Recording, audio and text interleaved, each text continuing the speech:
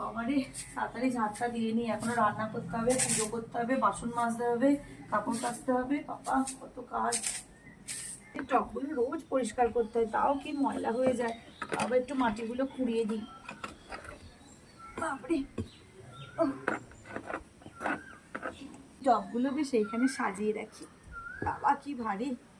উফ উফ বাবারে 2 বালতি জল, জলটা চলে গিয়ে না খুব অবস্থা খারাপ।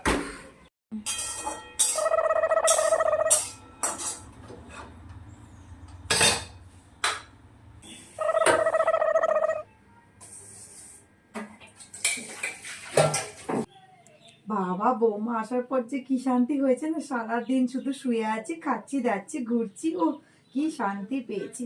একটু জল খাই। ও বাবা জলের বোতলটা কত দূরে। বৌমা, ও বৌমা একটু জলটা দাও না গো। উফ হাতই পাচ্ছি না বাবা।